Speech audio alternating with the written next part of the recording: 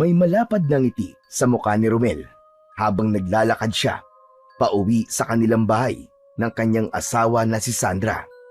Sa kamay niya ay meron siyang isang puting rosas na paboritong bulaklak ng asawa niya. Ang puting rosas ay mula sa hardin ni Don Carlito kung saan nagtatrabaho siya roon bilang isang hardinero. 4 na taon munang naging magkasintahan sina Romel at Sandra bago sila ikinasal sa maliit na simbahan sa Barrio Tinago sa Siquijor. 2 taon na silang kasal at napakasaya ni Romel dahil sa wakas ay pinagbigyan na sila ng Diyos sa kahilingan nilang magkaroon ng anak. Sa panahon na yon ay 5 buwan nang buntis si Sandra sa una nilang anak. Nang makarating si Romel sa kanilang kubo, ay nakita niya sa likod ng kubo si Sandra na abala sa pagdidilig ng mga tanim nitong gulay. Dahil sa tutok ito sa ginagawa, ay hindi nito napansin ang pagdating ng asawa niyang si Romel. Sa kabila ng pagiging buntis ni Sandra, ay hindi yon naging hadlang sa sipag nitong alagaan ang mga gulay at itinitinda yon sa harap ng kanilang bahay. Walang kamalay-malay si Sandra sa paglapit ni Romel sa kanya. Mabagal ang pagakbang ni Romel at sinadya niyang hindi lumikha ng ingay. Nang nasa likod na siya ni Sandra, ay marahan niyang tinakpan ang mga mata ni Sandra gamit ang 2 niyang kamay. Napapitlag si Sandra, ngunit agad din siyang natawa. "Hulaan mo kung sino ko." Ha? Ang baho naman ng kamay na to. Amoy lupa. Grabe naman siya. Huwag kang maarte. Sige na, hulaan mo na. Wala namang ibang gagawa sa akin yan kundi ang asawa kong makulit. Natatawa na lang na inalis ni Romel ang kanyang mga kamay.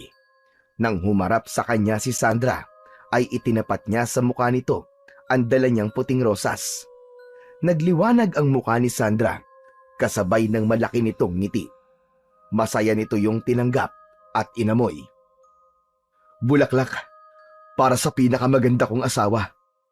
Aba, anong okasyon at may pabula-bulaklak ka pa? Kailangan ba ng okasyon para bigyan kita ng bulaklak? Hindi naman, pero alam mo, kahit bulaklak lang, kinikilig talaga ako. Natawa si Romel sa sinabing yun ng asawa at hinila si Sandra palapit sa kanya. Paano pa kaya kung halikan pa kita? Hindi na nakasagot si Sandra nang lumapat ang labi ni Romel sa labi niya. Mahigpit niya itong niyakap upang ipadama ang pagmamahal at pangungulila matapos ang maghapong hindi sila magkasama. Nang maghiwalay ang kanilang mga labi, ay napayakap si Sandra kay Romel. Tinitigan niya muna ang kanyang asawa at saka kinausap ito.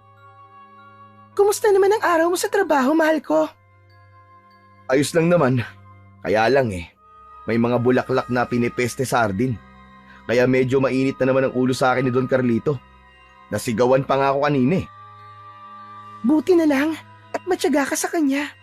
Kung iba siguro yon, baka matagal na siyang iniwan kasi palaging mainit ang ulo niya Wala naman akong ibang pagpipilian Kailangan kong kumayod lalo na't malapit nang lumabas ang baby natin. Saka, iniintindi ko na lang si Don Carlito, lalo na't mag-isa lang siya sa buhay. Ganun nga yata kapag mag-isa, palaging mainit ang ulo. Teka, kumusta naman ang benta mo ng gulay kanina? Matumal ang benta kanina. Siguro kasi marami na rin ang nagtatanim ng gulay dito sa lugar natin. Pinisil ni Romel ang kamay ng kanyang asawa at hinagod yon ng marahan. Ayos lang yun. Huwag mong istresin ang sarili mo sa benta. Mas importante ngayon, mag-focus ka sa baby natin, ha? Yumuko si Romel at inilapit ang muka sa tiyan ng asawa. Maingat niyang hinaplos ang bilugang tiyan ng asawa at sa kamaraang nagsalita. Baby, ikaw ha? Magpakabait ka dyan sa loob ng tiyan ng nanay mo, ha? Huwag mong pahihirapan ng nanay mo. Konting tiis na lang, makikita ka na namin. Ay nako, Romel. Napaka-corny mo. Siyempre, dapat daw kasi kinakausap ang baby kahit nasa loob pa ng tiyan. kasi naririnig tayo niyan. Muling tumayo si Romel. Oo nga pala. Ano bang ulam natin mamayang hapunan? Ginataang kalabasa at sitaw at may inihaw na tilapia rin. Aba, ayos ah. Paborito ko yun. Siya, sige na. Kaya maglinis ka na ng katawan. Magluluto na ako pagkatapos ko magdilig. Yes, ma'am. Nakangiting iniwan ni Romel si Sandra at pumasok na sa loob ng bahay nila. Habang nililinis ang katawan, hindi niya mapigilang mapangiti. Napakaswerte niya sa buhay. May mabuti siyang asawa at may paparating pang dagdag sa kanilang pamilya. At kahit hindi marangya ang kanilang buhay, ay payapa at masaya naman sila ni Sandra. Wala na siyang ibang hiling, kundi manatili silang ganun habang buhay. Kaya naman, palaging sinasabi ni Romel sa sarili na gagawin niya ang lahat upang protektahan ang kanyang pamilya. Kinagabihan, sa loob ng munting bahay ni Romel ay nakaupo siya sa maliit nilang hapagkainan kasama ang kanyang asawang si Sandra. Nasa gitna ng mesa ang isang mangkok ng mainit na ginataang kalabasa at sitaw, habang sa isang bandehado naman ay nakapatong ang inihaw na tilapia. Habang kumakain ang mag-asawa, napapikit si Romel sa sarap ng unang subo niya.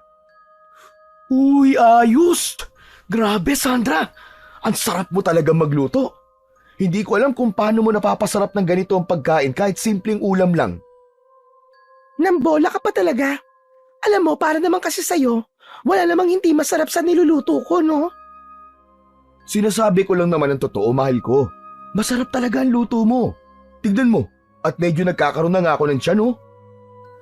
Napangiti si Sandra bago seryosong nagsalita. Teka, maiba nga ako, Romel. Alam mo ba, noong nakaraang gabi, muntik nang atakihin ng aswang yung buntis na asawa ni Erwin. Usap-usapan yung kanina dito. Ha? Saan mo narinig yan? Kay Aling Feli. Sabi niya, narinig daw ni Erwin ang iyak ng asawa niya. Tapos, nakita niya may anino sa may bintana nila.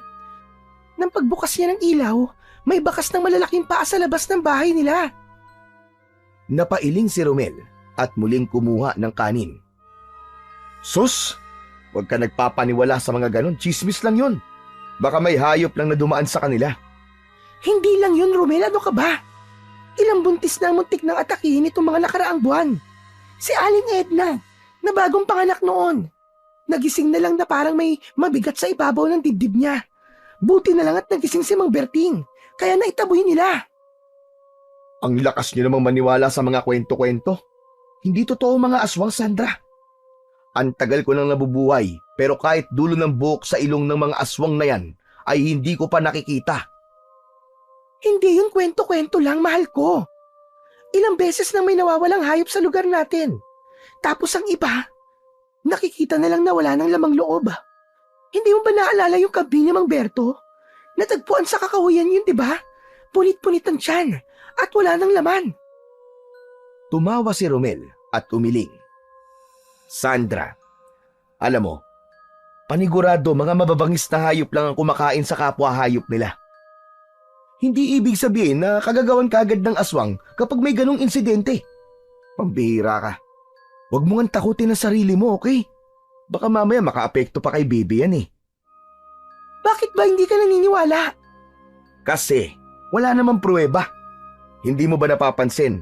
Lahat ng sinasabing nakita nilang aswang, kwento lang. Wala namang nahuhuli. Kung totoo ang aswang, sana'y matagal na siyang nahuli sa dami ng tao dito sa atin. Nagkibit balikat na lamang si Sandra at muling kumuha ng pagkain. Kahit na ano pang sabihin mo, hindi ako mapapanatag hanggat nandito ang aswang na yon. Lalo na't buntis pa ako, Romel. Ayoko mapahamak ang anak natin. Wala kang dapat ikatakot, mahal ko. Walang aswang. At kung meron man, hinding-hindi kita pababayaan. Hindi ba't nangako ko sa'yo na poprotektahan ko ang pamilya natin? Sana nga, Romel. Sana nga'y tama ka na hindi totoo ang mga aswang. Pero sa dami na nangyayari sa lugar natin na hindi maganda, ang hirap maniwala na hindi totoo ang mga aswang. Tama na nga muna yan. Kumain na lang muna tayo. Ang sarap-sarap ng hapunan natin tapos aswang ang pinag-uusapan natin. Sige na, pakiabot na nga lang nung sausawan. Napilitan na lang na tumango si Sandra at inabot sa asawa ang sausawan na nasa platito. Habang tinitignan ni Romel si Sandra, ay ramdam niya pa rin ang pagkabahala nito. Aminado naman siya na may mga hindi magagandang nangyayari sa baryo nila, ngunit para sa kanya ay hindi aswang ang may gawa ng mga yon. May hinala siya na kung hindi mabangis na hayop, ay tao mismo ang responsable sa mga yon. Oras na ng pagtulog ni na Romel at Sandra. Nakahiga na si Romel sa papag at nakapatong ang isang kamay sa noo habang nakatingin sa kawalan. Naghihintay siyang dalawin ng antok, ngunit hindi siya makatulog dahil sa mahihinang kaluskos ni Sandra sa paligid.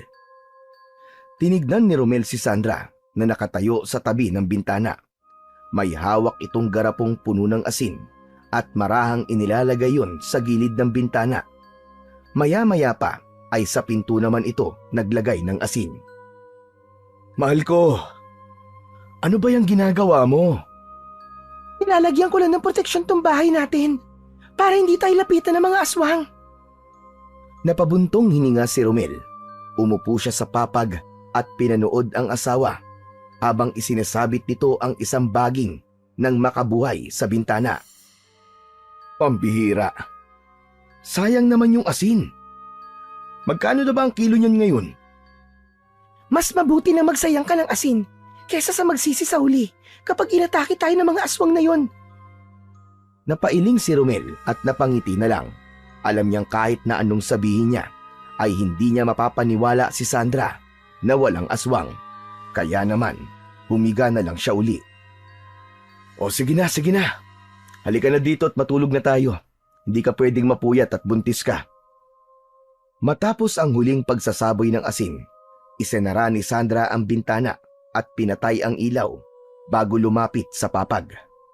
Tumabi ito kay Romel, ngunit pagkahiga pa lang nito sa kama ay bigla itong hinila ni Romel palapit sa kanya.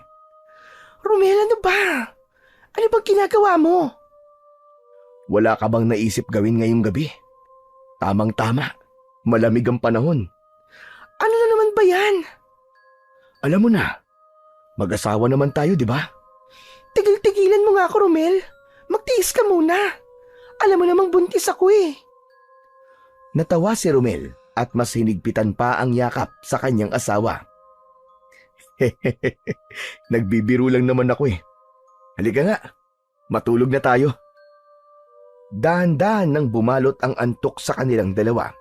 Ngunit habang payapa nang nakayakap si Romel kay Sandra, hindi niya napansin ng asawa na nananatiling gising at patuloy na nakikinig at nakikiramdam sa tahimik na paligid. Kinaumagahan, nagising si Romel sa amoy ng bawang na ginisa sa kawali. Nang dumilat siya, ay wala na sa tabi niya ang kanyang asawa. Bumangon siya mula sa papag at lumabas ng silid. Dinatnan niyang abala si Sandra sa harap ng kalan. Nakatali ang buhok nito at may suot na lumang duster. Maingat na binaligtad nito ang daing na bangus sa kawali habang ang sinangag at pritong itlog ay nakaayos na sa mesa. Ngumiti si Romel at lumapit sa asawa. Yumakap siya mula sa likuran at hinalikan ito sa likod ng ulo. Wow! Ang sipag naman ng asawa ko. Gutom ka na, no? Maghilamos ka na at kumain na tayo. Sumunod naman si Romel sa kanyang asawa. Mabilis siyang naghilamos at nagmumug bago umupo sa tapat ng maliit nilang lamesa. Kinuha niya ang pinggan at nagsandok ng kanin habang pinagmamasdan ang asawa. Napansin niyang tahimik ito at tila malalim ang iniisip. Mahal ko, bakit parang balisa ka? Hindi ka ba nakatulog na maayos kagabi? Umatake na naman daw ang aswang kagabi. Ang inatake, yung manukan ni Mang Kulas. Wala lang natira kahit isang manok. Ang sabi ni Aling Celia galit na galit daw si Mang Kulas at halos isumpa yung aswang. Baka naman tao lang ang may gawa nun o kaya magnanakaw lang. Umiling si Sandra at napasulyap sa labas ng bintana. Ala Romel, kapag tayo na mismo ang inatake ng mga aswang, Hindi yun mangyayari, pambihira ka naman Kasi nga, walang aswang. Napakagatlabi si Sandra at hindi na lang nagsalita. Ipinagpatuloy na lang nito ang pagkuha ng pagkain. Napabuntong hininga si Romel at inabot ang kamay ni Sandra. Marahan niyang pinisil yun, ngunit kahit na anong gawin niya, hindi niya maalis ang pangamba sa mga mata ng kanyang asawa. Matapos mag-almusal, ay naghanda na si Romel para pumasok sa trabaho. Habang nakatayo siya sa pintuan, ay isinuot niya ang kanyang lumang sombrero na lagi niyang sinusuot sa trabaho. Nakatali na ang kanyang baon sa isang maliit na tela at handa na siyang umalis. Samantalang si Sandra naman ay nakatayo sa tabi ng bintana at halatang mabigat pa rin ang loob. Aalis na ako, mahal ko Huwag ka na mag-isip ng kung ano-ano paanong hindi ako mag-iisip, mahal ko? Parami na ng parami ang insidenteng hindi maganda sa lugar natin. Napailing si Romel pero hindi na siya nakipagtalo. Sa halip, lumapit siya kay Sandra at marahang niyakap ito. Ay nako, ang asawa ko. Huwag ka mag-alala. Walang mangyayari sa atin. Basta huwag ka masyado magpapagod at alagaan mo palagi ang sarili mo at si baby. Napayakap na rin si Sandra kay Romel. Mag-iingat ka, Romel, ha? Oo naman. Mamayang hapon, magkikita ulit tayo. At sa huling sulyap niya kay Sandra, bago siya umalis, ay alam niyang hindi pa rin mapapanatag ang loob nito. Ngunit wala siyang magawa dahil kailangan niyang pumasok sa kanyang trabaho. Kaya naglakad na siya palabas ng kanilang bakuran, habang si Sandra ay nananatiling nakatayo sa may pintuan at sinundan siya ng tingin. Sinimulan na ni Romel ang paglalakad papunta sa mansyon ni Don Carlito. Medyo sumisikat na ang araw at ang hamog ay makikita pang bumabalot sa kapaligiran. Habang naglalakad, ay napansin niyang may ilang kalalakihan na patungo sa gubat habang may dalang mga itak. Napakunot ng noo si Romel at nagtataka siya kung anong gagawin ng mga yon sa gubat. Sa kanyang paglalakad, ay nadaanan niya ang kubo ni Lolo Gusting. Isa yung matandang albularyo at kilalang antingero sa kanilang lugar. Maraming tao ang lumalapit kay Lolo Gusting para sa panggagamot o pagkuha ng mga agimat at anting-anting. Nasa labas ng kubo ang matanda. Nakaupo ito sa isang mahabang upuan habang nagngananga. May hawak itong lumang baston at tila malalim ang iniisip. Lumapit si Romel sa matanda upang magtanong. Lolo Gusting, magandang umaga po sa inyo. Magandang umaga rin naman, Romel. Anong sadya mo rito? May itatanong lang po sana ako Napansin ko po kasi yung mga lalaki na papunta po dun sa gubat. May dala pa pong mga itak. Ano po kayang pakay nila ron? Naghahanap sila ng mutya ng pukyutan. Ano po? Mutya ng pukyutan? Abay, ano po ba yun? May kumalat na kwento sa baryo natin na pampaswerte raw sa buhay at negosyo ang mutya ng pukyutan. Kapag nakuha mo daw yun, ay magiging maunlad ang kabuhayan mo at tatamaan ka ng swerte. Kaya hayon ang mga damuho, nagbabakasakali sila na makahanap sila ng mutya ng pukyutan. Ikaw, bakit hindi mo subukan na maghanap ng ganong mutya? Napailing si Romel. Lolo Gusting, hindi naman po ako naniniwala sa ganun Mas gusto ko pong pinaghihirapan ang kikitain ko para sa pamumuhay namin ni Sandra, kaysa umasa sa kung anumang mutya o swerte. Maganda naman niyang pananaw mo, Romel. Pero ito'ng tandaan mo, hindi lang ang mga bagay na yan ang dapat mong iniisip. Lalo na't may aswang na gumagala sa baryo natin. Buntis pa naman ang asawa mo. Nako, pati po pala kayo, Lolo Gusting, ay naniniwala sa ganyan-ganyan. Hindi po totoong aswang. Imposible naman po may ganong nilalang.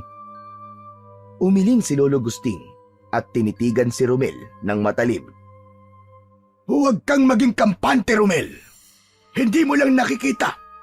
Pero nariyan lang sila sa paligid. Minsan, ang hindi nakikita, ang mas mapanganib. Sige po, Lolo Gusting. Kailangan ko na pong pumasok sa trabaho eh. O sige, mag-iingat ka, iho. Pero tandaan mo ang sinabi ko sa iyo, ha? Mas mabuti lang handa kaysa magsisi ka sa bandang huli. Nagpatuloy na sa paglalakad niya si Romel. Ngunit hindi na niya inisip ang tungkol sa mutya ng pukyutan at ang tungkol sa aswang na sinabi ng matanda. Dahil para sa kanya, ang mahalaga lang ay ang sipag at tiyaga para sa kinabukasan nila ni Sandra.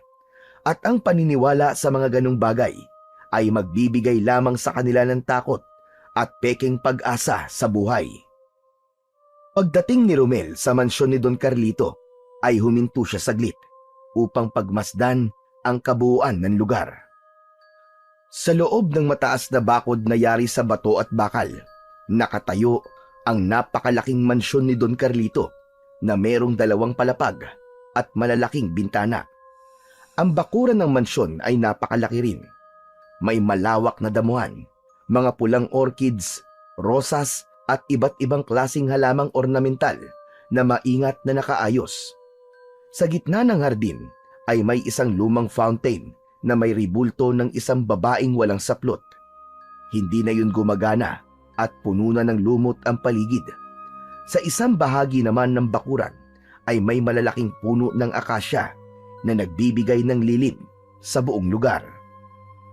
Huminga ng malalim si Romel at agad na nagtungo sa garden shed upang kunin ang kanyang gamit at sinimulan na niya ang pagtatrabaho. Sinimulan niyang linisin ang damuhan, pinutol niya ang mahahabang damo at hinukay ang lupa upang alisin ang mga ugat ng ligaw na halaman. Pagkatapos nun ay pumunta siya sa hanay ng mga tanim upang alisin ang mga tuyong dahon at patay na bulaklak. Habang abala sa pag-uukay ng lupa upang magtanim ng bagong halaman, napansin niyang may ilang bahagi ng hardin na tila hindi madalas puntahan. Mas makapal ang mga damo at may lumang bakal na rehas na natatakpan ng gumagapang na halaman. Maya-maya pa, lumabas mula sa malawak na balkonahe ng mansyon ang isang matandang lalaki. Yun ay walang iba kundi si Don Carlito. Nakatayo ito roon habang nakatitig kay Romel habang hawak ang isang baston. Hindi ito kumikibo. Ramdam ni Romel ang malamig na titig nito sa kanya. Wala sa sarili niyang napalunok si Romel, ngunit agad siyang bumalik sa kanyang gawain. Hindi niya alam kung bakit, pero pakiramdam niya ay may kung anong bumabalot na misteryo sa loob ng mansyon at bakuran nito. Habang abala si Romel sa pag-aayos ng mga halaman sa hardin, biglang naramdaman niyang may lumalapit sa kanya.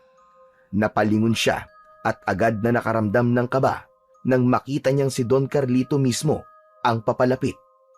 Matalim ang titig ng matanda at kahit hindi pa ito nagsasalita, ramdam ni Romel ang bigat ng presensya nito. Mabilis siyang tumayo ng tuwid at pinilit ngumiti. Magandang umaga po, Don Carlito. Walang maganda sa umaga ko. Dahil napipeste pa rin ang mga sunflower ko sa likod ng bahay. Ano, Romel? Wala ka bang ginagawa doon? Don Carlito, kailangan po kasing linisin ang lupa at gamitan po ng organikong pang-spray para hindi mamatay ang ibang halaman. Pwede rin pong... Wala akong pakialam kung anong dapat mong gawin. Ang gusto ko, gawin mo kagad. Hindi kita binabayaran para lang patayin lahat ng halaman ko. Napayuko si Romel at mabilis na humingi ng pasensya. Pasensya na po, Don Carlito. Aayusin ko na po kagad. Tinitigan siya ng matanda ng matagal bago tumalikod at naglakad palayo. Naririnig ni Romel ang mahinang pagtuktok ng baston nito sa lupa habang naglalakad ito. Nang makapasok na ang matanda sa mansyon, saka lamang siya nakahinga ng maluwag. Masungit istrikto, walang pasensya. Yun ang mga salitang mailalarawan ni Romel kay Don Carlito. Pero sa kabila ng hindi magandang ugali ng matanda, ay walang magawa si Romel, kundi ang magtiis dahil ang pagiging hardinero niya ang nagbibigay ng pagkain sa hapag nila sa araw-araw. Nang wala na si Don Carlito, ay agad na tinungo ni Romel ang hardin sa likuran ng mansyon. Doon niya nakita ang hanay ng mga sunflower na dati ay magaganda at malago, ngunit ng sandaling yon ay unti-unti nang nalalanta at may mga dahong kinakain ng maliliit na insekto. Mabilis siyang kumuha ng spray bottle na may lamang organikong pesticide mula sa imbakan. Sinimulan niyang i-spray yun sa bawat halaman. Siniguro niyang naaabot ang ilalim ng mga dahon kung saan nagkukubli ang mga peste. Mataman din niyang sinuri ang lupa at tinanggal ang mga uod at itlog ng insekto gamit ang maliit na kutsilyong panghalaman. Habang ginagawa yun ni Romel, ay kinakabahan siya. Ayaw niyang mapagalitan muli ni Don Carlito dahil baka palitan siya nito bilang hardinero. Mahirap maghanap ng trabaho, lalo na sa lugar nila. Nagpatuloy siya sa pag-aalaga sa mga natitirang malulusog pang sunflower. Naglagay siya ng pataba sa lupa at nagdilig ng sapat upang bumalik ang sigla ng mga halaman. Nang matapos, saglit siyang tumayo at pinagmasdan ang kanyang ginawa. Mas malinis na ang taniman at kahit hindi kagad makikita ang resulta, alam niyang kahit paano ay magiging maayos na ang mga sunflower sa mga susunod na araw. Nang matapos na ang oras ng trabaho ni Romel, ay naghanda na siya para umuwi. Naglakad na siya palabas ng bakuran ng mansyon ni Don Carlito. Ngunit bago pa siya makalabas, napansin niya ang hanay ng puting rosas sa gilid ng hardin. Napahinto si Romel saglit. Alam niyang kahapon lang ay nabigyan niya na ang asawa niya ng puting rosas. Pero alam din niyang labis itong nag-aalala sa mga nangyayari sa kanilang baryo. Naisip niya na kung bibigyan niya uli ito ng paborito nitong bulaklak, ay mababawasan kahit papano ang bigat ng loob nito. Lumapit si Romel sa mga nakatanim na puting rosas. Pinili niya ang pinakamagandang bulaklak at maingat siyang pumitas ng isa. Ngunit bago pa niya mailagay sa bulsa ang bulaklak, ay may biglang malaking boses na bumasag sa katahimikan. Ano ginagawa mo, Romel? Napapitlag si Romel at agad na humarap. Nakatayo doon si Don Carlito at ilang hakbang lang mula sa kanya. Nakakunot ang noo nito at matalim ang tingin. Malaki ang mga hakbang na lumapit ito kay Romel. Don Carlito! Bakit mo pinipitas ang bulaklak nang hindi ka nagsasabi sa akin? Pasensya na po. Paborito kasi ng asawa ko ang puting rosas. Naisipan ko pong bigyan siya para kahit papano po gumaan po ang pakiramdam niya. Wala akong pakialam sa paboritong bulaklak ng asawa mo. Ang ginagawa mo ay pagnanakaw. Dahil kumukuha ka ng bulaklak na pagmamayari ko. Nako, pasensya na po Don Carlito. Hindi na po mauulit. Matagal siyang tinignan ng matanda bago ito nagsalita muli. Sa susunod na kumuha ka ulit ng bulaklak ko o kahit na anong halaman dito nang hindi nagpapaalam, maghanap-hanap ka na ng ibang trabaho, Romel. Tandaan mo yan. Opo, pasensya na po talaga Don Carlito. Sige na, umalis ka na. Patapos na ang araw ay sinira mo pa. Mabilis na tumalikod si Romel at tinungo ang labasan habang ang puting rosas ay mahigpit na nakakuyom sa kanyang kamay. Mabilis siyang humakbang papalayo habang ramdam niya ang nakasunod na tingin ni Don Carlito.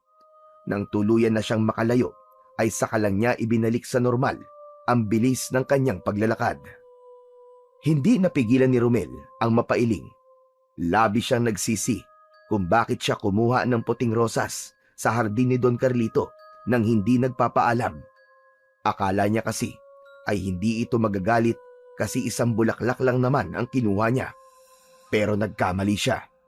Kung paano siya tignan at sigawan ni Don Carlito kanina ay parang isang malaking kasalanan. ang nagawa niya. Humugot si Romel ng malalim na buntong hininga. Kailangan mag-ingat na siya sa susunod. Ayaw niyang mawalan ng trabaho, lalo na't kailangan nila ni Sandra ng pera para sa panganganak nito. Habang naglalakad, napadaan muli si Romel sa kubo ni Lolo Gusting. Napansin niyang may ilang kalalakihan na nakatayo sa labas ng kubo habang hawak ang kanilang mga muka na namamaga. Napakunot ng noo si Romel. Nang lumapit siya ng kaunti, ay doon niya napansin na tadtad ng pamamaga ang mga lalaki, hindi lang sa muka, kundi maging sa ibang parte ng katawan ng mga yon. Agad niyang napagtanto kung ano ang dahilan. Sus Mariosep, nakagat siguro ng bubuyog ang mga to.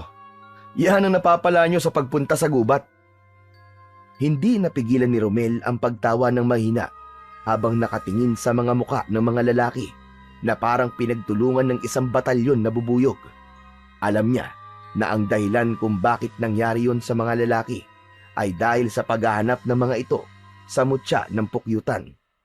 Napapailing na nagpatuloy na lamang si Romel sa paglalakad at sinabi niya sa kanyang sarili na hindi niya ilalagay sa panganib ang sarili niyang buhay para sa isang mutya na walang kasiguraduhan kung totoo ngang may dalang swerte.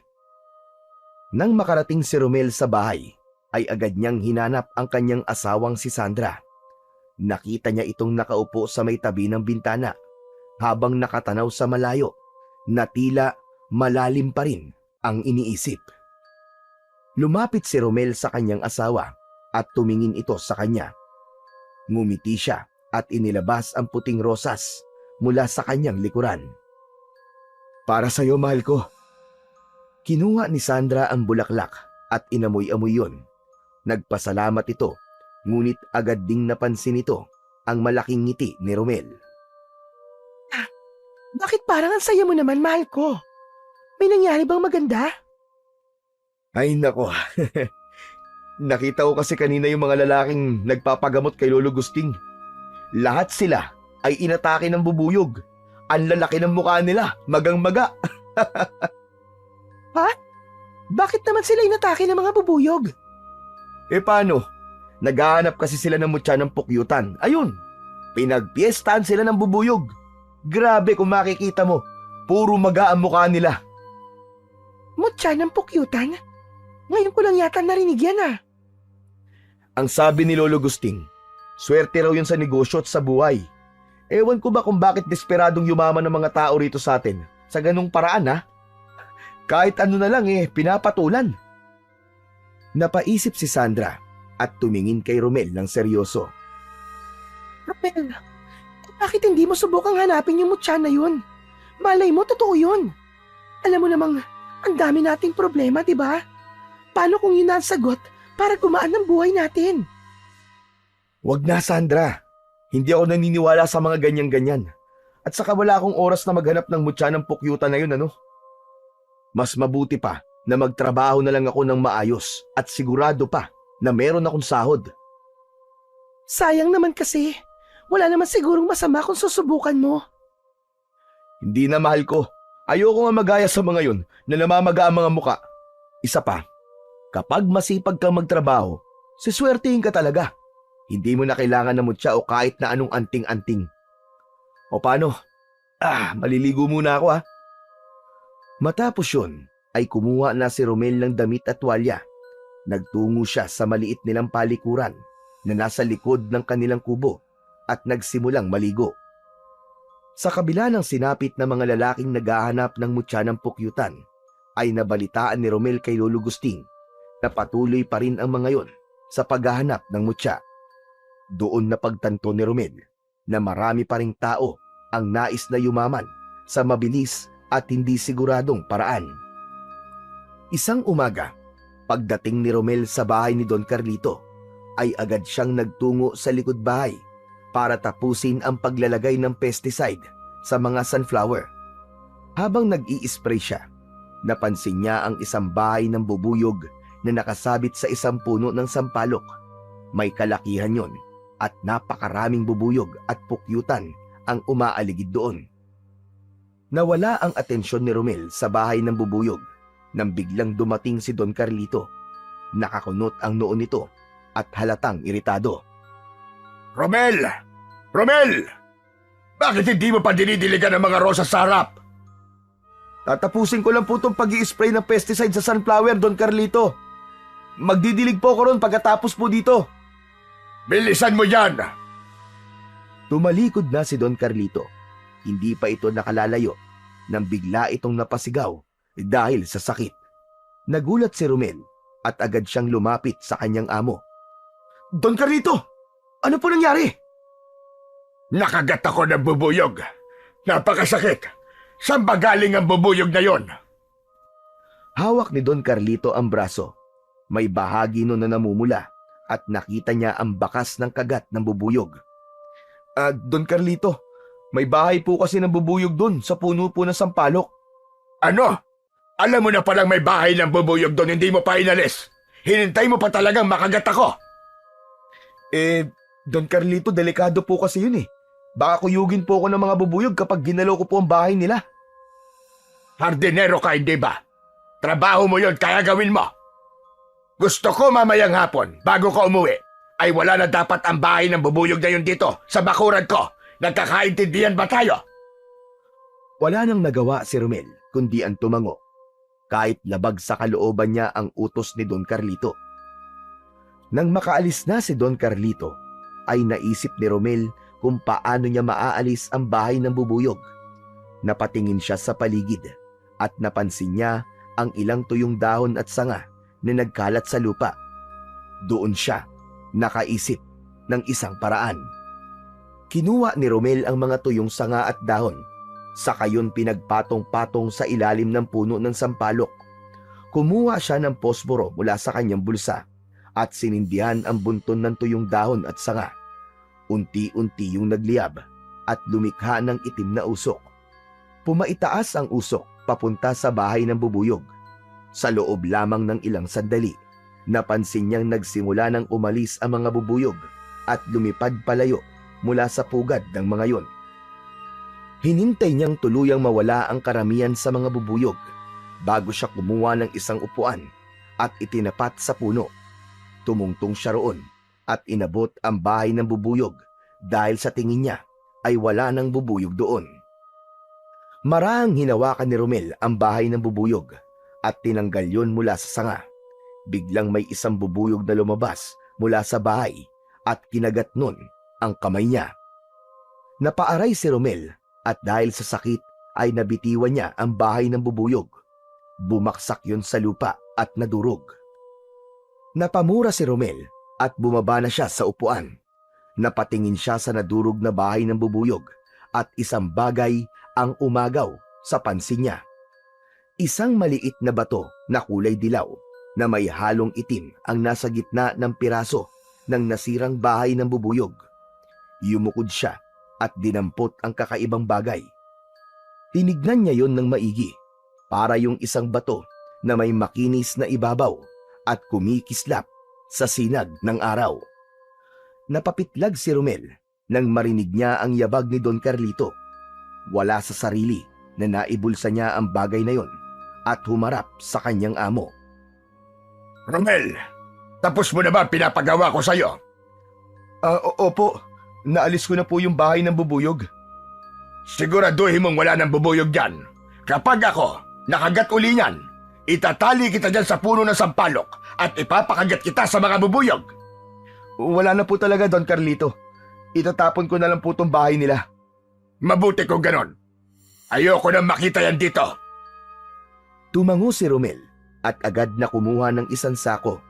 Nilagay niya ang mga pira-pirasong bahay ng bubuyog sa loob at dali-daling tinapon sa basurahan. Nang makauwi na si Romel sa kanilang bahay, ay sinalubong siya ni Sandra na may dalang mga sariwang gulay. Napansin nito ang namamaga niyang kamay. Ano nangyari sa kamay mo, mahal ko? Nakagat ako ng bubuyog eh. Paano tong si Don Carlito pinaalis sa akin yung bahay ng bubuyog dun sa hardin niya? Yan kasi. Tinawanan mo pa yung mga lalaki na magaang mukha dahil sa paghahanap ng mutya ng pukyutan. Ikaw tuloy, namagarin ang kamay mo. Sa kamay lang naman ang sa akin eh. Hindi sa muka. Mas okay na to kaysa sa sinapit nila. Eh kung sa mukha kaya, Eh di, wala ka nang makikitang pogi dito sa bahay. maligo ka na nga. Puro ka talaga kalokohan. Tumango si Romel at pumasok na siya sa banyo. Habang hinuhubad niya ang kanyang pantalon, nakapa niya sa bulsa niya ang bagay na nakuha niya sa bahay ng bubuyog. Inilabas niya yon at tinitigan. Ang maliit na batong dilaw na may halong itim ay tila may kakaibang ningning sa ilalim ng ilaw. Hindi niya alam kung bakit, pero nang idinampi niya yon sa kanyang palad, ay may naramdaman siyang kakaibang enerhiya na dumaloy sa kanyang katawan. Saglit siyang natulala at nakiramdam. Tinitigan pa niya yon mabuti, sabay kibit ng balikat. Inilagay niya yon malapit sa lagayan ng sabon at nagsimula na siyang maligo. Kinagabihan, habang mahimbing na natutulog si Romel, ay nagising siya nang malakas siyang yugyugin ni Sandra. Napabalikwas siya ng tingin sa kanyang asawa. Kinakabahan siya nang makita si Sandra na nakaupo sa gilid ng papag. Nakayuko ito habang hawak ang tiyan at namimilipit sa sakit. Ano nangyayari sa'yo, Sandra? Sumasakit na ang tiyan ko, Romel. Sumasakit na ang tiyan ko. Ha? Naku, manganganak ka na ba? Sa tingin ko hindi pa. Mag-aanim na buwan pa lang tong bata sa tiyan ko. Napalunok si Romel. Hindi niya alam kung ano ang kanyang gagawin, pero alam niyang hindi yun normal. Kailangan madala ka sa ospital. Hahanap lang ako na mag-aatid sa atin. Sandali lang, Sandra. Sandali lang, lalabas lang ako. Mabilis na bumangon si Romel at halos hindi niya na isuot ng maayos ang tsinelas sa pagmamadali niyang lumabas ng bahay. Dumiretso siya sa bahay nang kilala niyang may tricycle at malakas siyang kumatok sa pinto nun. Maya-maya pa ay bumukas ang pinto at sumilip ang antok pang si Raul. Agad na sinabi ni Romel kay Raul ang nangyayari sa asawa niya at ang pangangailangan na madala kagad ito sa ospital. Hindi nagdalawang isip si Raul na tulungan si Romel. Anito ay hihahanda lang nito ang tricycle nito at pupunta na lang kagad ito sa bahay ni na Romel. Matapos magpasalamat ay mabilis na tumakbo si Romel pabalik sa kanilang bahay. Pagdating niya sa pintuan ay halos matumba siya sa pagkagimbal nang makita niya si Sandra na nakahandusay sa sahig at walang malay. Ang mas lalong nagpakaba sa kanya ay ang dugo sa magkabilaan nitong binti. Mabilis niyang nilapitan at niyakap ang asawa. Nanginginig ang kanyang mga kamay nang buhati niya ito upang ilabas ng bahay. Sakto namang dumating si Raul at inihinto nito ang tricycle sa harap ng bahay ni na Romel. Agad niyang isinakay ang asawa sa loob. Hindi na nagsayang ng oras si Raul at agad nitong pinaharurot ang tricycle papunta sa pinakamalapit na ospital, habang si Romel ay hawak-hawak ang kamay ng walang malay na si Sandra. Walang tigil siyang nagdadasal na sana ay maging ligtas ang asawa niya at ang kanilang anak. Pagdating ni na Romel sa pampublikong ospital, ay agad silang tinulungan ng mga nurse at ng iba pang medical staff. Wala pa ring malay si Sandra ng sandaling yun. Mabilis na isinakay si Sandra sa isang stretcher at dinala sa emergency room. Halos hindi na nakasunod si Romel dahil sa bilis ng pangyayari, pero nanatili siyang nakatanaw sa kanyang asawa habang unti-unti yung naglalaho sa kanyang paningin. Pakiramdam ni Romel ay bumagal ang takbo ng oras.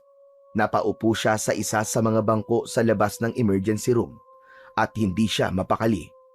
Panay ang dasal niya na sana ay ligtas ang kanyang mag-ina. Nanginginig ang kanyang mga kamay habang mahigpit na nakasalikop ang mga yon. Makalipas lang ang ilang minuto, lumabas ang isang doktor mula sa loob ng emergency room. Lumapit ito kay Romel at ipinaalam na ligtas na ang kanyang asawa at anak. Ayon sa doktor, si Sandra ay nagkaroon ng placental abruption, isang kondisyon kung saan bahagyang humiwalay ang inunan mula sa dingding ng matris bago pa dumating ang tamang oras ng panganganak. Yun ang naging dahilan ng biglaang pagdurugo at matinding pananakit ng tiyan ni Sandra. Hindi man masyadong maintindihan ni Romel ang sinabi ng doktor, ay nakahinga na siya ng maluwag.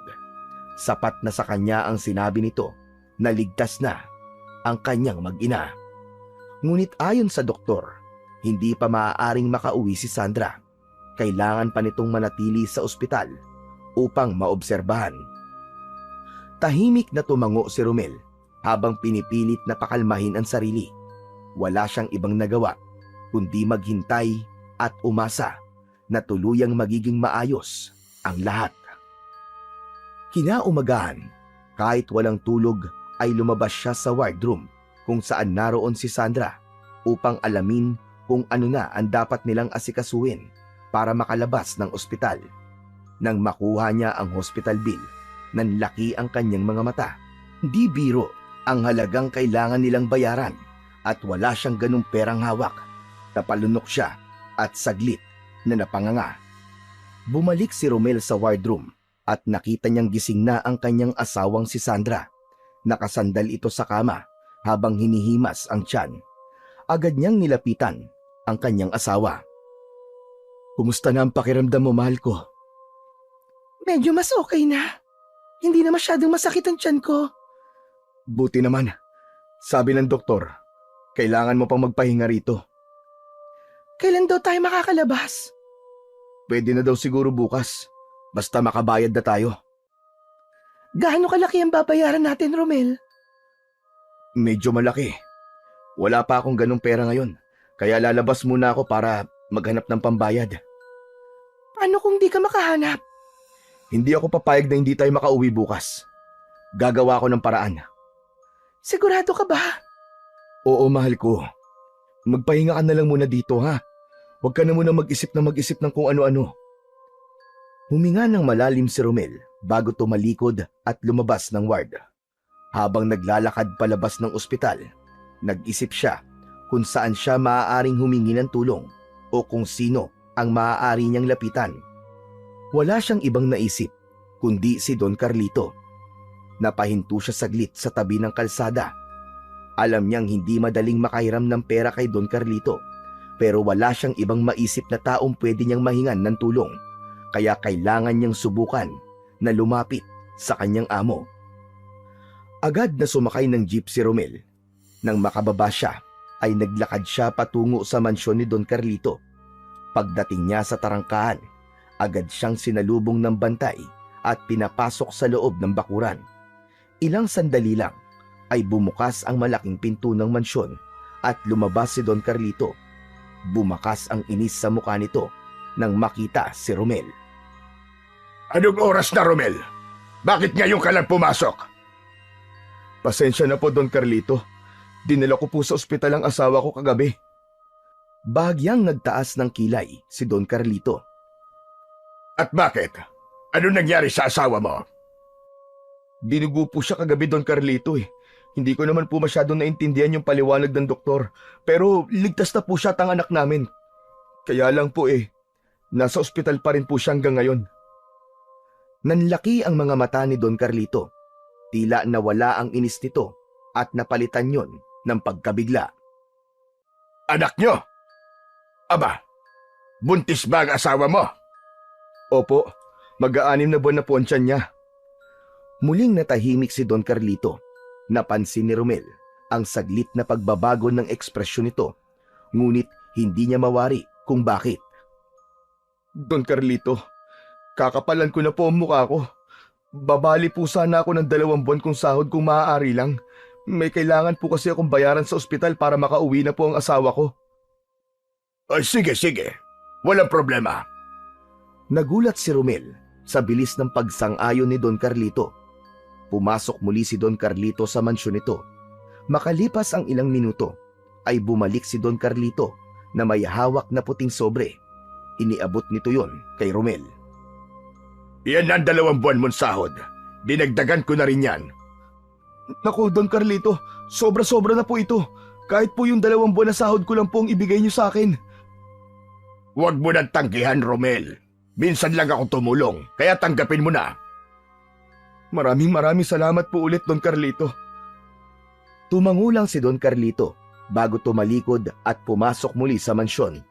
Si Romel naman ay mabilis na lumabas ng bakuran habang hawak ang sobrang naglalaman ng perang pambayad nila sa ospital. Nagtaka siya sa kabaitang ipinakita ni Don Carlito pero hindi niya na yun masyadong binigyan ng pansin. Ang mahalaga, makakalabas na si Sandra sa ospital at makakauwi na sa kanilang bahay. Agad na bumalik si Romel sa ospital at binayaran na niya ang bills nila roon. Matapos magbayad ay lumapit sa kanya ang doktor upang sabihin na bukas ay maaari nang makauwi si Sandra dahil maayos na ang lagay nito at ang baby nila. Ayon dito ay kailangan lang magtuloy-tuloy ang pahinga ng kanyang asawa. Labis ang tuwa ni Romel sa narinig. Sa wakas, makakauwi na rin sila. Bukod pa roon, ay may natira pang pera mula sa ibinigay ni Don Carlito na sapat para sa mga susunod na araw habang nagpapalakas si Sandra. Kinabukasan ay nakalabas na nga ng ospital si Sandra. Inalalayan ni Romel si Sandra palabas ng ward. Hawak niya ang maliit na bag na naglalaman ng ilang gamit nila sa ospital habang marahang naglalakad si Sandra na halatang nangihina pa rin. Sa labas, habang naghihintay sila ng jeep, mahigpit ang pagkakahawak ni Romel sa kamay ng asawa.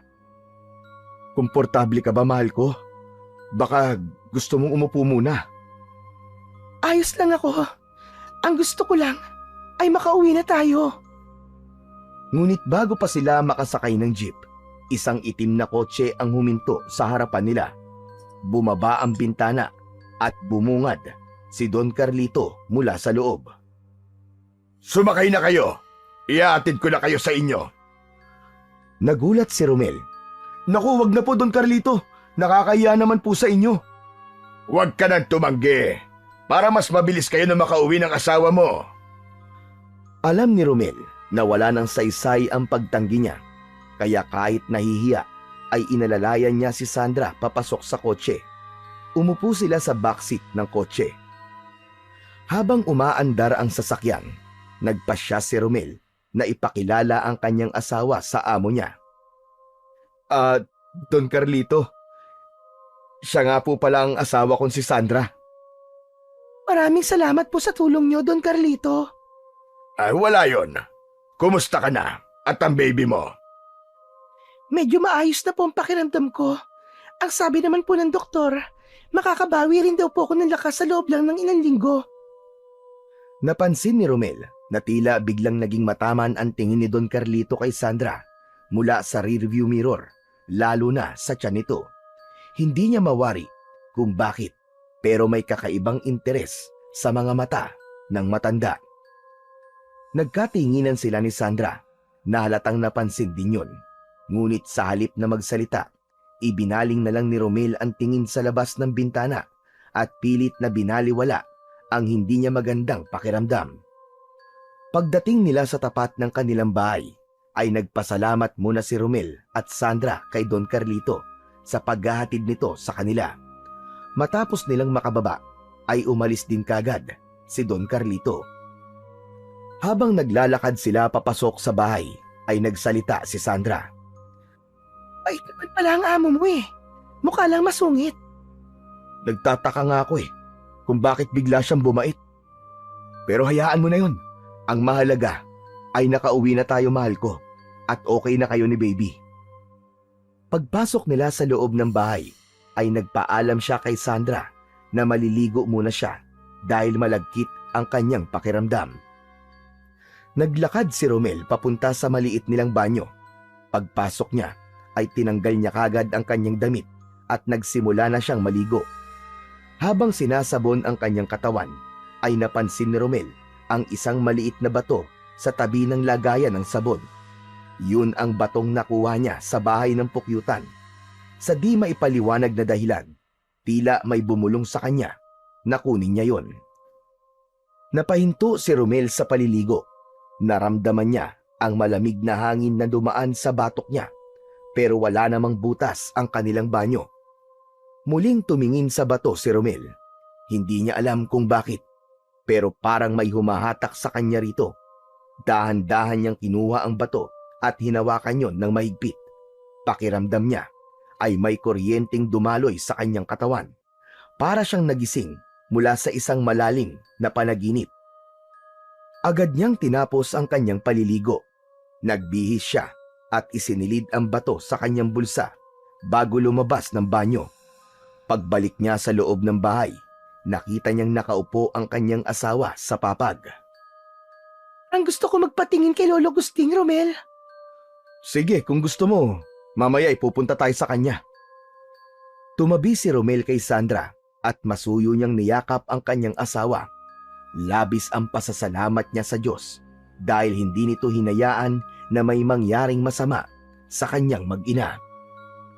Matapos makapagpahinga ni na Romel at Sandra, ay naglakad na sila patungo sa kubo ni Lolo Gusting. Nang makarating sila roon, ay nadatnan nilang nakaupo ang matanda sa harap ng bahay nito. Kumusta ka na, Sandra? Nabalitaan ko na sinugod ka raw sa ospital. Ano ba nangyari?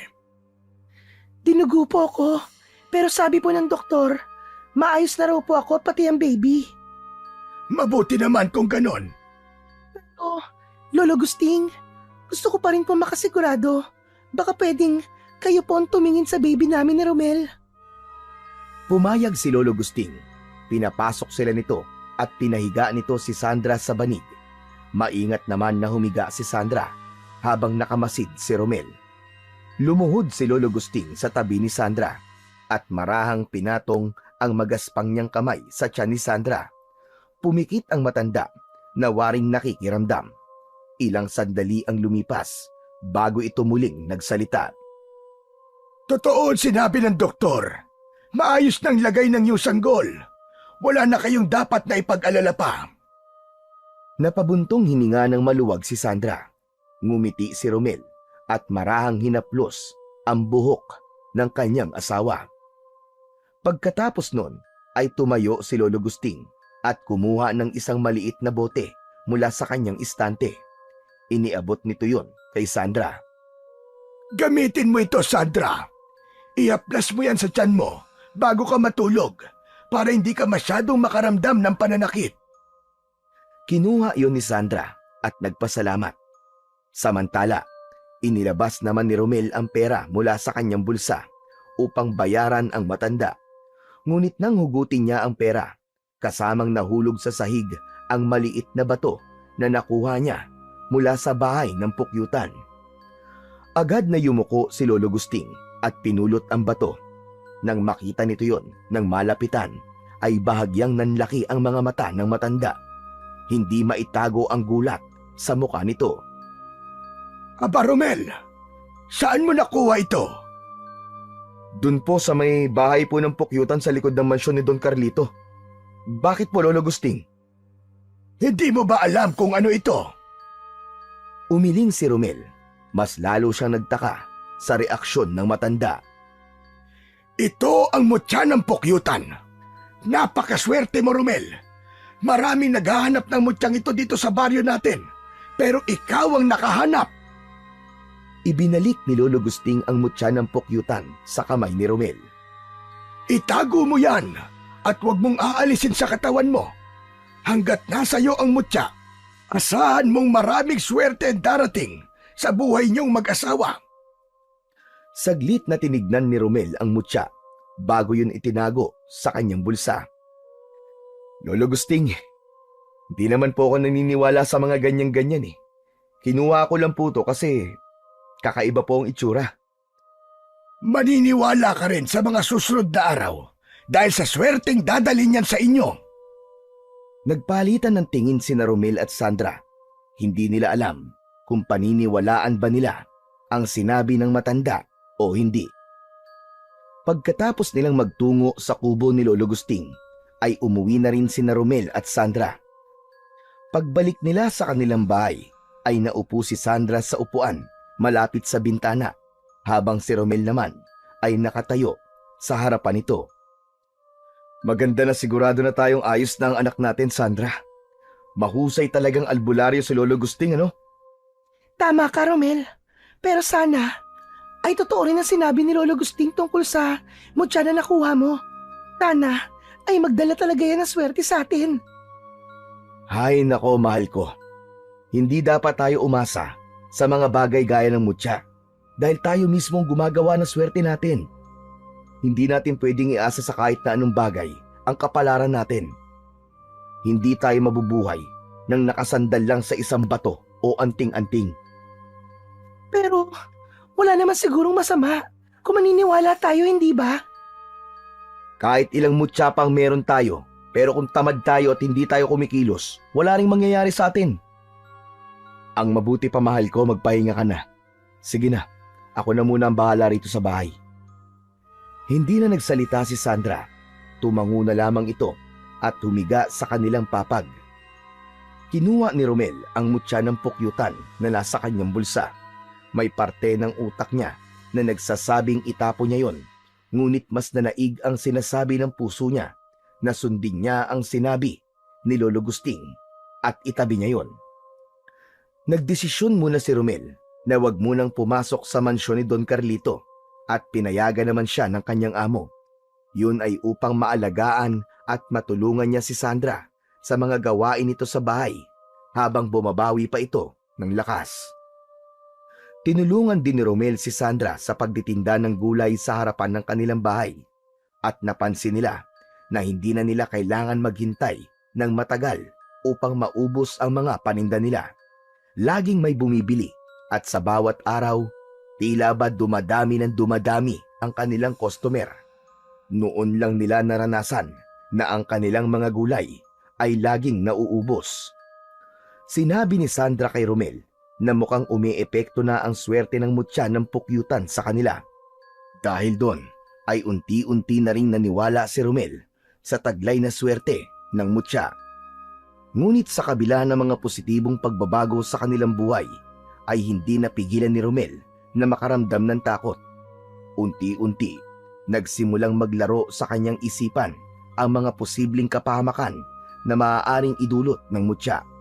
Kung malalaman ng iba na siya ang may hawak ng mutya, posibleng magtangka ang ibang tao na kunin yon mula sa kanila.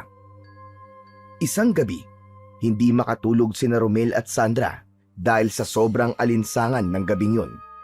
Panay ang galaw ni Sandra sa tabi ni Romel at alam niyang naiirita na ang kanyang asawa sa mainit na pakiramdam nito.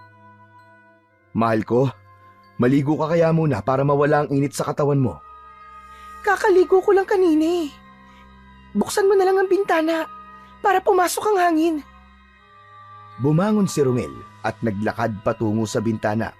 Inalis niya ang kandado nun at marahan niyong binuksan. Ngunit laking gulat niya nang biglang may sumunggab sa kanya mula sa labas ng bintana.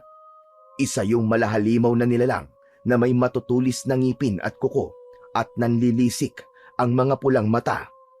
Natumba si Romel at pumaibabaw sa kanya ang nakakatakot na nilalang. Bumangon si Sandra at takot na sumigaw.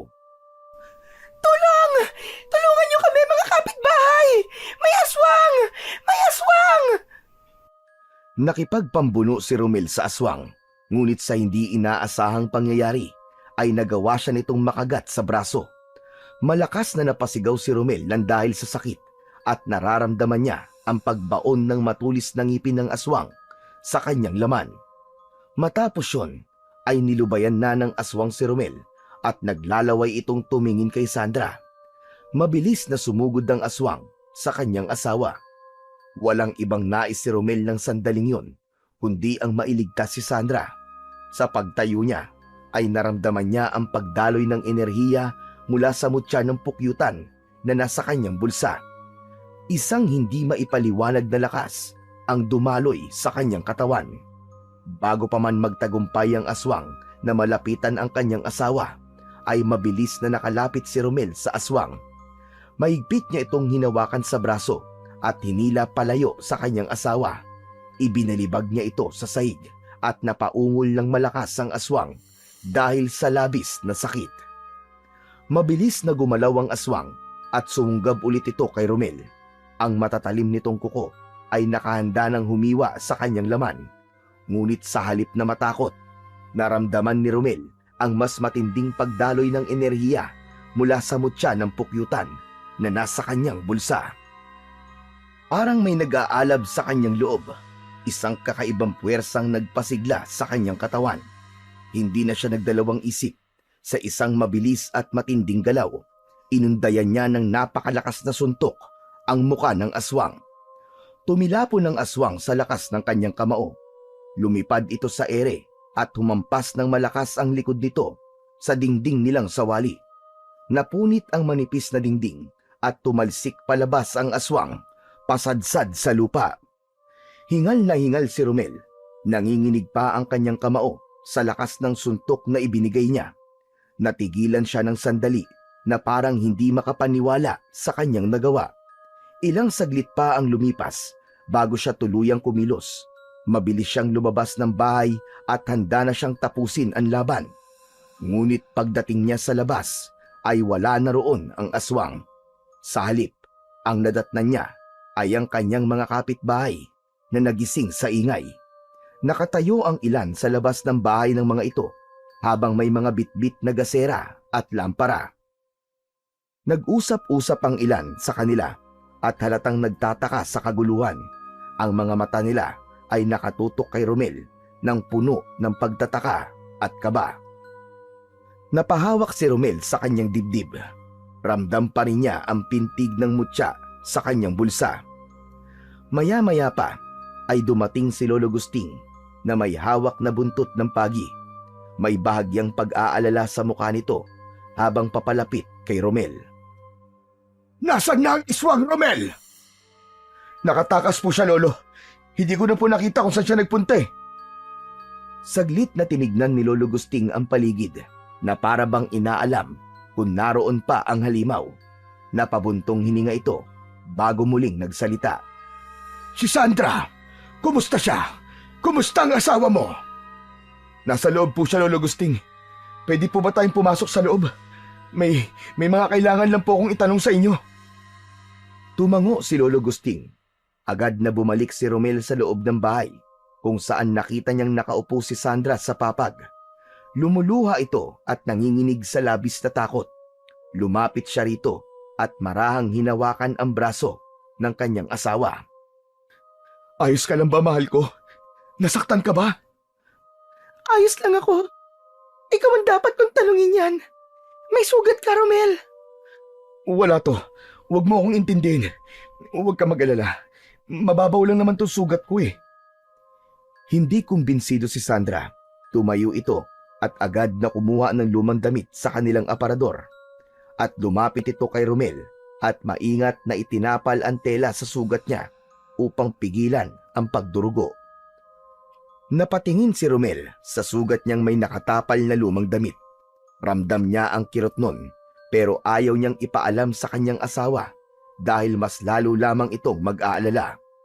Samantala, tahimik lang si Lolo Gusting habang pinagmamasdan sila. Tila may iniisip itong malalim. Lumapit si Lolo Gusting kay Romel nang may bahagyang pag-aalala sa mga mata. Yung gusto mong itanong, Romel? Oo nga pala. Lolo, may gusto lang po ako malaman. Bukod po sa nagdadala ng swerte, meron po bang ibang kakayahan ng mutya ng pukyutan?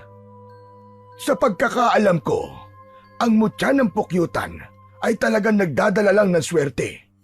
Yun lang ang alam kong kakayahan nito. Abay, bakit mo na itanong? Nag-aalangan si Romel na sumagot. Pinakiramdaman niya ang sarili bago bumuntong hininga at tuluyang nagsalita. Lolo Gusting, kanina po kasi, nang umatake ang aswang, ay may naramdaman po akong kakaiba. Para bang may enerhiyang biglang dumaloy sa katawan ko galing sa mutya. Bigla po akong lumakas. Ang bilis po ng kilos ko at hindi ko alam kung paano ko nagawa ang mga yun. Malakas po ang kutob ko, Lolo Gusting, na ang mutya ang dahilan ng lahat ng yun. Biglang natahimik si Lolo Gusting at nag-isip ito ng malalim. Kung ganon, baka dahil sa kagustuhan mong iligtas si Sandra, ay nagawa mong buhay ng natutulog na kakayahan ng mutya. Posible na hindi lang swerte ang kayang ibigay ng mutya. Baka kaya ka rin itong bigyan ng lakas at bilis para lumaban sa mga nilalang na kagaya ng aswang. At baka kaya rin napunta sa iyo ang mutyang yan ay para gamitin mo ito bilang proteksyon sa pamilya mo at sa iyong mga kababaryo. Tahimik na napaisip si Romel. Kung totoo ang sinabi ni Lolo Gusting, ay isang malaking responsibilidad ang nakaatang sa kanyang balikat at ang bagay na yon ay maaaring magdulot ng malaking pagbabago sa buhay niya at ni Sandra. Maya-maya pa ay nagpaalam na si Lolo Gusting. Matapos umalis ni Lolo Gusting, ay nilingon ni Romel ang kanyang asawa na tahimik na nakaupo sa gilid ng papag. Bakas pa rin sa mukha nito na hindi pa rin ito lubos na makapaniwala sa mga nangyari. Alko, totoo bang binigyan ka ng lakas ng mutya ng pukyutan? Oo, mahal ko. Ramdam na ramdam ko talaga kanina. Parang may dumaloy na kuryente at kakaibang enerhiya sa katawan ko. Para bang nagkaroon ako ng kakaibang lakas na hindi ko pa nararanasan sa buong buhay ko. Hindi ko alam kung matutuwa ba ako o matatakot, Romel. Naguguluhan ako sa mga nangyayari sa atin. Kahit ako, mahal ko, hindi ko alam kung paano to nangyari. Noon, hindi ako naniniwala sa kahit na anong mutya o anting-anting. Para sa akin, lahat ng yun ay katang-isip lamang, maging ang aswang. Akala ko, kwento-kwento lang sila para takutin ang mga bata. Pero ngayong gabi, lahat ng hindi ko pinaniniwalaan noon ay nagkaroon na ako ng paniniwala. Hindi napigilan ni Sandra ang pagdaloy ng luha sa kanyang mga mata. Niyakap nito si Romel ng maigpit at puno ng takot. Hinagod naman ni Romel ang likod ng asawa. Hinayaan itong umiyak sa kanyang balikat. Romel, natatakot ako. Paano kung bumalik ang aswang na yon? Paano kung may mas malakas pang dumating? Paano kung magtagumpay siya sa balak niya sa atin? Huwag kang matakot, mahal ko. Gagawin ko ang lahat para protektahan ka. Pati na rin na magiging anak natin. Hindi ako papayag na may mangyaring masama sa inyong dalawa. Pinapangako ko yan. Mas hinigpitan ni Sandra ang yakap nito kay Romel. Patuloy naman si Romel sa pagpapakalma sa kanyang asawa. Nais niyang maramdaman ito na habang nasa tabi siya nito ay walang masamang mangyayari sa kanya. Nang sumunod na araw ay kinailangan na ni Romel na bumalik sa pagtatrabaho. Sa ilalim ng tirik na araw ay tahimik na inasikaso ni Romel ang mga bulaklak sa malawak na hardin ng mansyon ni Don Carlito. Hawak niya ang isang maliit na pala habang maingat na tinatanggal ang mga damong sumisibol sa pagitan ng mga halamang rosas. Ngunit kahit na anong pilit niyang pagtuon sa kanyang gawain, ay hindi niya maiwasang bumalik sa isip niya ang mga nangyari nung nakaraang gabi. Bigla siyang natigil sa ginagawa at ipinasok ang kamay sa bulsa. Hinugot niya ang maliit na mutya ng pukyutan at tinitigan yon. Salamat sa'yo. Hindi lang sa swerte na dala mo, kundi sa lakas na ibinigay mo sa akin kagabi. Marahang isinara ni Romel ang palad, saka muling isinilid ang mutya sa kanyang bulsa. Malalim siyang huminga bago bumalik sa kanyang trabaho. Ilang saglit pa, napansin niyang hindi pa niya nakikita si Don Carlito mula nang dumating siya kaninang umaga. Karaniwan ay nakikita niya itong nagkakape sa veranda o naglalakad-lakad sa paligid ng mansyon. Gusto rin sana niyang ipaalam dito na bumalik na siya sa trabaho. Nang dumating ang oras ng tanghalian, imbis na pumunta sa kusina upang kumain, nagdesisyon si Romel na hanapin ang kanyang amo. Nilibot niya ang buong hardin, sumilip sa veranda at pumunta sa likod bahay kung saan madalas magpahangin si Don Carlito. Ngunit kahit saan siya magtungo, ay hindi niya nakita si Don Carlito. Natapos na ang buong araw ng trabaho ni Romel, ngunit ni anino ni Don Carlito ay hindi niya nakita. Kanina pa niya ito ipinagtatanong sa mga kasambahay, pero wala ni isa ang may alam kung nasaan ang matanda. Hanggang sa nagdesisyon na siyang umuwi. Papalabas na siya ng tarangkahan nang biglang bumukas ang pinto ng mansyon. Lumabas si Don Carlito at bakas sa mukha nito ang inis. Agad nitong nilapitan si Romel. Don Carlito, magandang hapon po. Bumalik na po ako sa trabaho. Maayos na po mga sunflower at natanggal ko na rin po mga peste. Ngunit sa halip na sumagot ng maayos, malalim na buntong hininga ang pinakawalan ng matanda. Tila hindi nito pinansin ang sinabi ni Romel at bahagyang tumingin sa malayo. Habang wala ka, may naglakas loob na magnakaw ng mga halaman ko. Nanakaw ang mga mamahalin kong halaman, Romel. Ano po? Sino po magnanakaw? Hindi ko alam at hanggang ngayon ay hindi pa rin siya nahuhuli. Kaya simula ngayong gabi, pagbabantayin kita rito sa hardin. Gagawin mo ang pagbabantay hanggat hindi nahuhuli ang magnanakaw. Nagulat si Romel sa utos ng matanda. Alam niyang bahagi ng trabaho niya ang pangangalaga sa hardin, pero hindi niya inaasahang pagbabantayin siya ni Don Carlito sa hardin ng magdamag. Teka, Don Carlito. Baka naman po pwedeng ibang tao na lang po magbantay. Wala pong kasama ang asawa ko sa bahay eh. Don Carlito, hindi po kayo maniniwala. Inatake po kami ng aswang kagabi.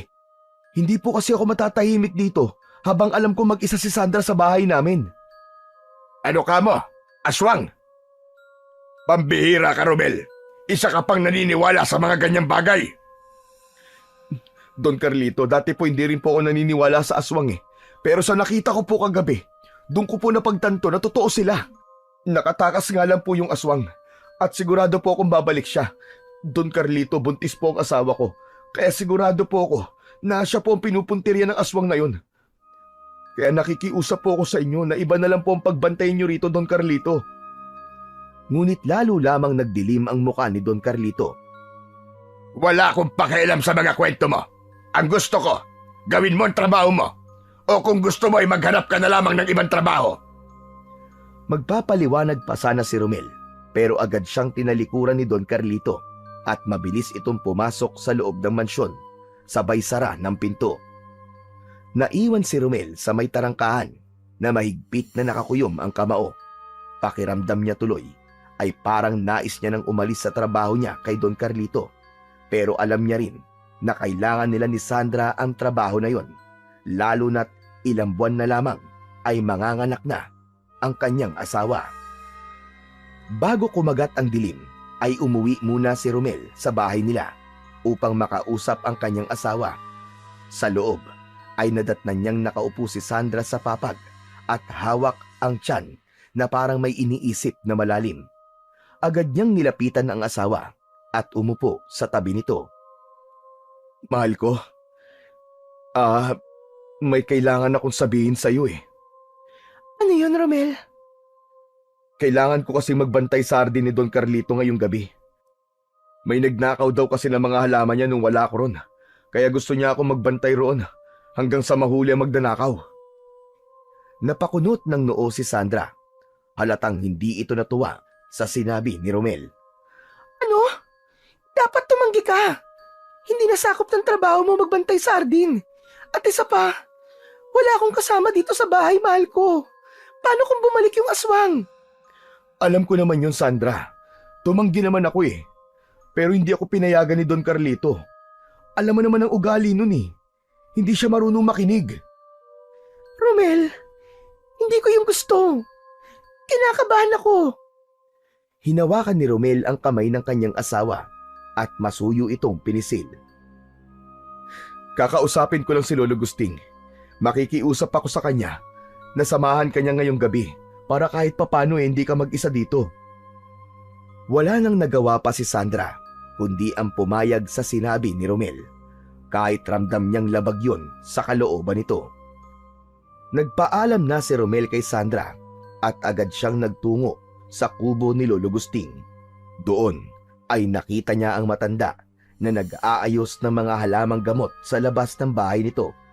Agad siyang lumapit at magalang na bumati. Lolo Gusting, magandang hapon po sa inyo. O Romel, napadalaw ka. May problema ba? Lolo Gusting, may hihilingin po sana ako sa inyo eh. Kailangan ko po kasi magbantay dun sa hardin ni Don Carlito ngayong gabi. Mangyaring wala po kasing kasama si Sandra sa bahay. At alam naman po natin na delikado kung mag-isa siya. Pwede po bang samahan niyo po ang asawa ko sa bahay namin? Saglit na nag-isip si Lolo Gusting bago tumango. Oo naman, walang problema. Hindi ko hahayaang mag-isa si Sandra sa bahay niyo, lalo na sa ganitong sitwasyon na buntis siya. O sige, sasamahan ko siya. Huwag ka na mag-alala. Naku, maraming salamat po, Lolo Gusting. Sige po, hindi na po ako magtatagal at kailangan ko na pong bumalik sa mansyon ni Don Carlito. Ngumiti si Lolo Gusting at tinapik si Romel sa balikat. Matapos yun, ay agad na siyang naglakad pabalik sa mansyon ni Don Carlito. Dala ang bigat sa kanyang dibdib dahil alam niyang ilang gabi niyang hindi mababantayan ang kanyang asawa at ang dinadala nitong anak nila. Nang makabalik na si Romel sa mansyon ni Don Carlito, ay nagsimula na siyang magbantay. Nang tuluyan ng dumilim, ay naging mas tahimik ang buong paligid. Paminsan-minsan ay iniikot niya ang kanyang paningin sa bawat sulok ng hardin upang masiguro na walang ibang tao ang naroon. Hindi na iwasan ni Romel na mag-alala para sa kanyang asawa kahit pa alam niyang kasama nito si Lolo Gusting. Ligtas man ito sa piling ng matanda, hindi niya maialis sa isip niya na baka bumalik ang aswang na umatake sa kanila. Paulit-ulit niyang iniisip kung tama ba na iniwan niya ang kanyang mag-ina sa gabi na yon. May mga sandaling gusto niyang sumaglit pa uwi para lang silipin kung maayos ang lagay ni na Sandra. Ngunit alam niyang hindi maaaring mangyari yon. Kung mahuhuli siya ni Don Carlito na wala sa kanyang pwesto, ay siguradong magagalit yon sa kanya at baka yun pa ang ikatanggal niya sa kanyang trabaho. Wala nang nagawa si Romel, kundi ang ipagdasal na lamang ang kaligtasan ng kanyang pamilya. Tahimik siyang nagdasal habang mahigpit na hawak ang mutya ng pukyutan sa kanyang bulsa. Umasa siya na sa ganoong paraan ay magiging ligtas si Sandra at ang anak nila. Mabilis na lumipas ang mga oras hanggang sa sumapit na ang alauna ng madaling araw. Nakaupo pa rin si Romel sa isang upuan sa harapan ng mansyon. Mabigat na ang kanyang mga mata dahil sa antok, ngunit hindi siya maaaring matulog.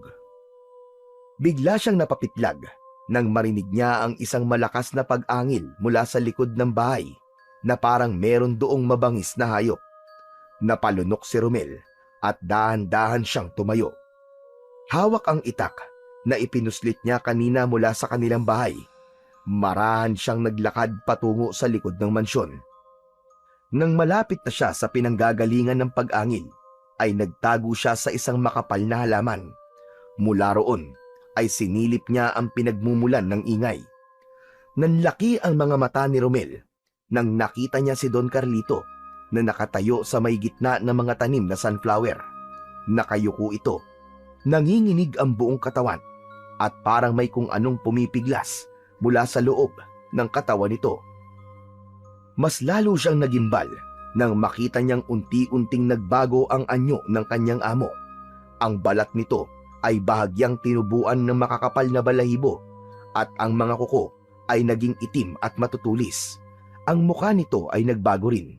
Naging matalim ang mga mata at lumabas ang matutulis nitong mga pangil. Nang tuluyan ng maging aswang si Don Carlito, ay tumingala ito sa langit at naglabas ng isang malalim at makapanindig balahibo na alulong. Mabilis itong tumalon na mataas papunta sa isang pader. Hindi nagtagal ay tumalon ito pakabila at narinig ni Romel ang mabibigat na yabag ng paa ng aswang palayo. Nanlamig ng gusto si Romel sa kanyang nakita at nalaman. Hindi siya makapaniwala na ang taong pinaglilingkuran niya ay ang aswang na umatake sa kanilang bahay. Doon niya naintindihan ang lahat. Kaya pala siya pinagbantay sa hardin ni Don Carlito ay upang hindi niya maprotektahan si Sandra. Plano ng aswang na bumalik sa kanilang bahay sa gabi na yon. Mabilis na umalis si Romel sa kanyang taguan at buong bilis na tumakbo pauwi. Mabilis na nakarating si Romel sa labas ng kanilang bahay at alam niya na ang mutya ang dahilan nun. Sandali siyang napahinto nang makita niya ang mga kapitbahay nila na nasa labas ng bahay ng mga ito. Tahimik na nakatayo ang mga ito habang bakas sa muka ang takot. Sa pagkakataon na yon ay narinig niya ang sigaw ni Sandra mula sa loob ng kanilang bahay. Parang sinuntok sa dibdib si Romel nang mapagtanto niya na inaatake na ng aswang ang asawa niya, pero wala man lang sa mga kapitbahay niya ang naglakas ng loob na tulungan si Sandra. Wala nang inaksayang oras si Romel. Mabilis siyang sumugod papasok at binuksan niya ng malakas ang pinto. Kinilabutan siya sa nagkalat na dugo sa sahig. Nakita niya si Lolo Gusting na nakahandusay at may malalim na sugat sa tiyan. Lumuhod agad si Romel sa tabi ng matanda at hinawakan ito sa balikat. Lolo, nasan po si Sandra? Nasan po ang asawa ko? Tinangay siya ng aswang, Romel. Sa likod sila dumaan. Bilisan mo, Romel! Iligtas mo ang asawa mo! Napakuyom ng kamao si Romel at mabilis siyang tumayo. Lumabas siya ng bahay at nagtungo sa likod ng bahay, pero hindi niya alam kung saan direksyon dinala ng aswang si Sandra. Inilabas niya ang mutya ng pukyutan mula sa kanyang bulsa. Mahigpit niya yung hinawakan sa kanyang palad. Mutya ng pukyutan, tulungan mo akong hanapin si Sandra. Kailangan kong mailigtas ang asawa ko sa aswang na yun. Naramdaman ni Romel na nag-init ang mutya sa kanyang kamay at dumaloy sa kanyang katawan ang isang kakaibang pakiramdam. Biglang naging matalas ang kanyang pandinig hanggang sa naramdaman niya ang presensya ng aswang sa isang direksyon. Mabilis na tumakbo si Romel at sinundan ang direksyon na tila ibinubulong sa kanya ng mutya habang dala ang itak. Wala siyang ibang nasa isip kundi ang mailigtas ang kanyang asawa bago mahuli ang lahat. Sa ilalim ng malamlam na liwanag ng buwan ay tumakbo si Romel sa gitna ng kakahuyan. Nang marating niya ang isang masukal na bahagi ng kakahuyan, ay natigilan siya sa kanyang nasaksihan. Nakahandusay si Sandra habang nakapikit at nanginginig, habang nasa ibabaw nito ang aswang. Sumiklab ang galit kay Romel, lalo na't kilala niya kung sino ang aswang na yon. Hayop ka, Don Carlito! Lumayo ka sa asawa ko! Lubayan mo siya! Napalingon ang aswang at ang mukha nito ay may halong pagkagulat. Maya-maya pa ay isang nakakatakot na ngisi ang pinakawalan ng aswang. Alam mo na pala ang sekreto ko, Romel. Hayop ka! Subukan mo na nasaktan ang asawa ko at hindi mo magugustuhan ang gagawin ko sa'yo! Malakas na tumawa ang aswang at bigla nitong itinaas ang kamay nito habang ang matutulis nitong mga kuko ay nakatapat sa tiyan ni Sandra. Mabilis na tumakbo si Romel sa aswang at lumipad ang sipa niya sa muka ng aswang. Tumilapon ang aswang at nagpagulong-gulong sa lupa. Agad na tinulungan ni Romel si Sandra na makatayo at sinabi niya na lumayo na ito roon. Nang makalayo na ang kanyang asawa, ay narinig niya ang malademonyong boses ng aswang. Hindi ko alam kung saan nanggagaling ang lakas ng loob mo para labanan ako. Pero ito at sisiguraduhin ko sa'yo na mamamatay ka at ang iyong asawa at ang anak nyo ngayong gabi.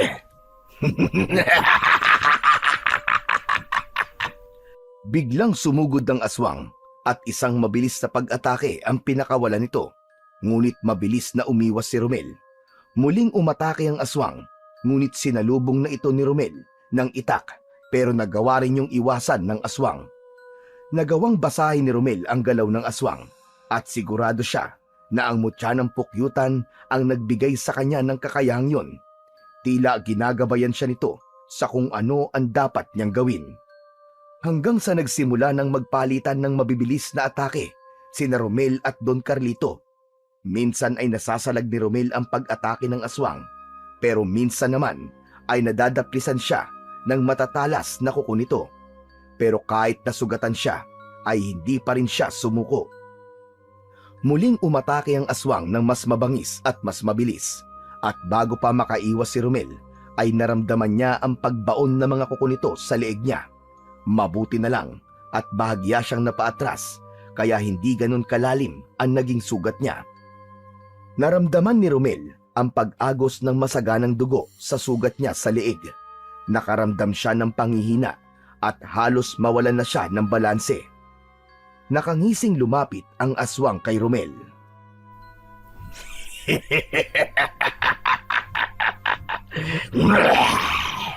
Wala kang laban, Romel. Papatayin na kita at isusunod ko ang iyong mag-ina. Mabilis na itinaas ng aswang ang kamay upang tapusin si Romel.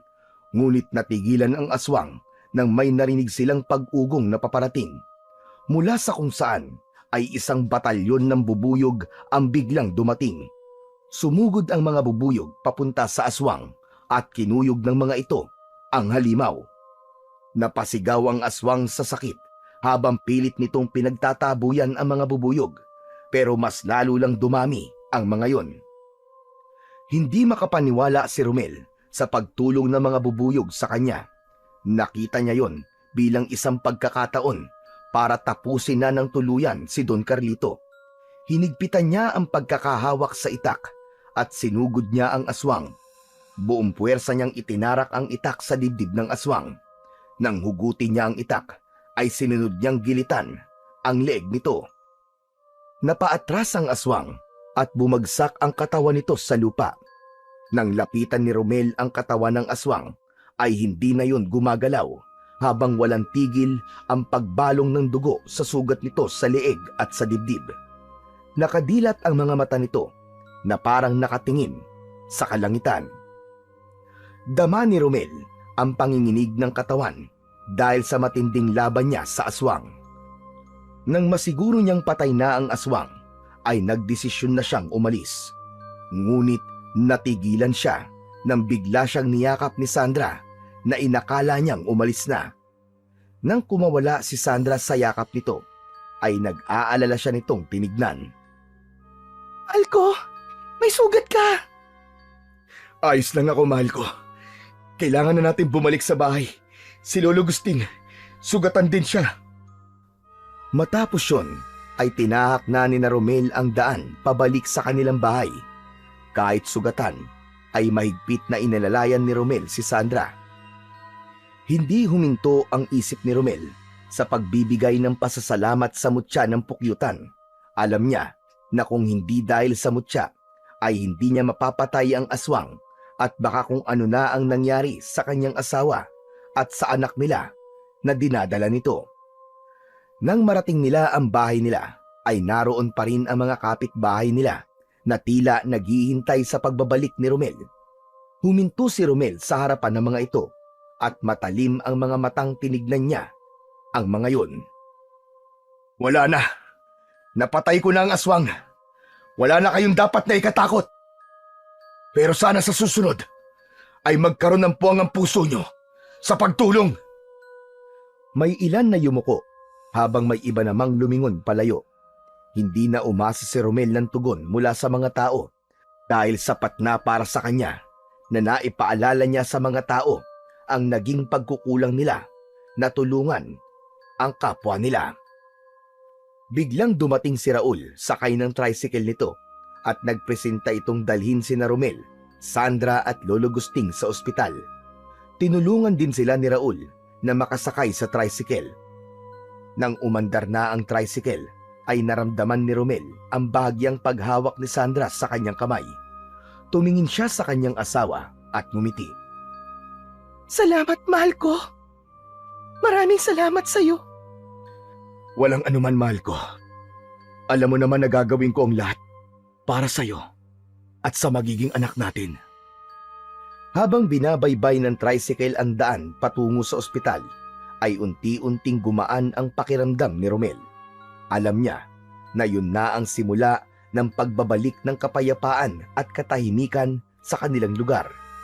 Dahil wala na ang aswang na ilang taong nagdulot ng takot sa kanilang lahat. Makalipas ang ilang araw sa ospital, ay tuluyan ng nakalabas sina Romel at Lolo Gusting. Habang ang mga tao sa lugar nila ay labis na nagimbal nang malaman na ang mayamang si Don Carlito pala ang aswang na ilang taon nang nagdudulot ng takot at walang awang pumapatay ng tao sa kanilang lugar. Makalipas ang ilang buwan, isinilang ni Sandra ang isang malusog na sanggol na babae. Labis ang pasasalamat nilang mag-asawa dahil ligtas na nailuwal ni Sandra ang kanilang unang anak. Patuloy namang inalagaan ni Romel ang mutya ng pukyutan na naging isang mahalagang bahagi ng kanyang buhay. Sa tulong ng mutya ay mas lalong lumakas ang kita nila sa pagbibenta ng gulay. Ang dating maliit nilang hanap buhay ay lumago ng gusto hanggang sa hindi na kinailangan pa ni Romel na maghanap pa ng trabaho. Ang dating pangarap lamang nilang masigurong may sapat silang pangkabuhayan ay mabilis nilang nakamtan. Isang biyayang hindi nila inakala, ngunit lubos nilang ipinagpapasalamat. Sa lahat ng pinagdaanan ni Romel ay natutunan niya na hindi lahat ng halimaw ay nagtatago sa kadiliman. May iba na itinatago ang pagiging halimaw sa pamamagitan ng taglay nitong yaman at kapangyarihan. Ngunit higit sa lahat, natutunan niya na ang tunay na lakas ay hindi lamang nagmumula sa pisikal na kakayahan, kundi sa tapang na ipaglaban ang mga mahal niya sa buhay at ibang tao, kahit pa sarili niyang buhay ang maging kapalit para sa kaligtasan ng lahat. Naniniwala siya na hanggang tangan niya ang mutya ng pukyutan at may pananalig siya sa Diyos, ay palagi silang magiging ligtas at walang kampon ng kadiliman ang magtatagumpay sa maitim nitong balak, dahil ni minsan ay hindi nagwagi ang kasamaan laban sa kabutihan.